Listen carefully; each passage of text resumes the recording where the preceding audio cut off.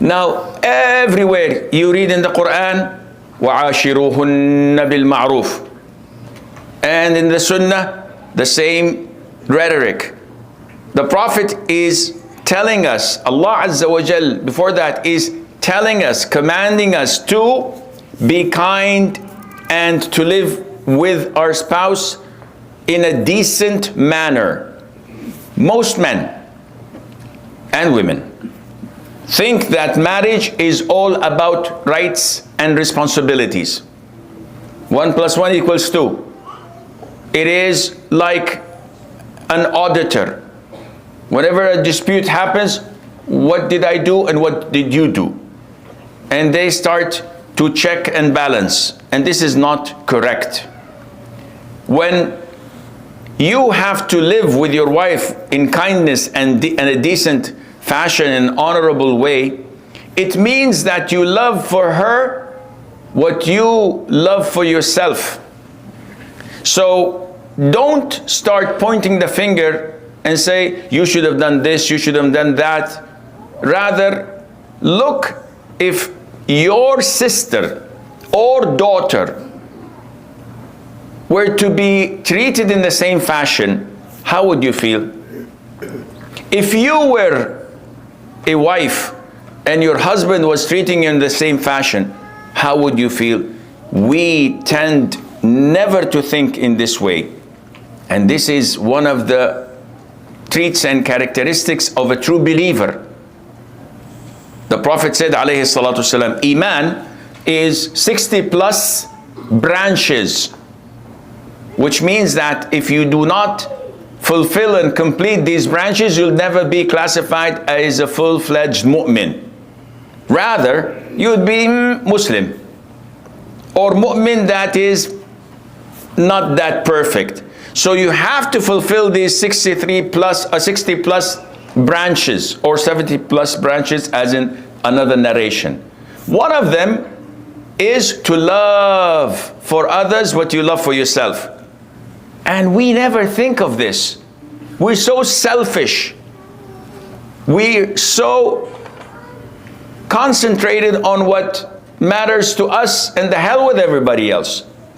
Whether it's in our jobs, whether it's in our own homes, the siblings among themselves. I'm not gonna do this. They should do that.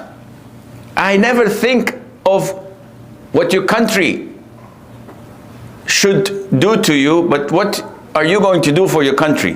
What Uncle Sam says.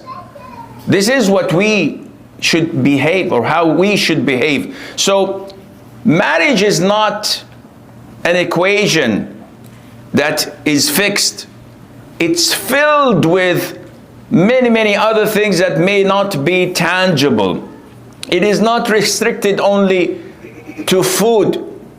I married you, I'm feeding you, you have a roof on your head. Well, when she was at her father's house, she had a better way of being treated. She had more food than what she's having today in your house. And she had a better roof. And she was treated like a queen.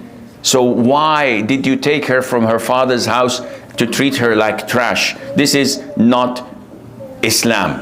Islam tells you to fulfill her rights in addition to being compassionate, caring, loving, showing her great deal of empathy, compliment, and encouragement.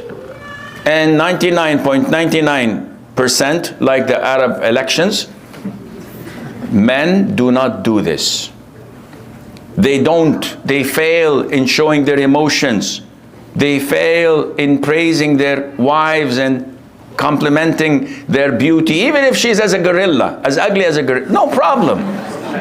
Say you have beautiful eyes. Gorillas have beautiful eyes. Say something that would make her feel good. Even if you're lying, this lying is rewardable. Imagine the Prophet ﷺ did not permit lying except in 3 cases. 1, lying to your spouse.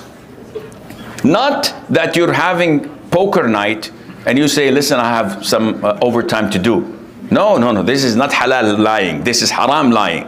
Halal lying is when she comes out trying a new dress in front of you. And you say, La ilaha illallah. I don't know which one is making the other beautiful. You're making the dress beautiful, or the dress is making you beautiful. This gives you a pass for 6 months. I've done that. I've been there. Trust me.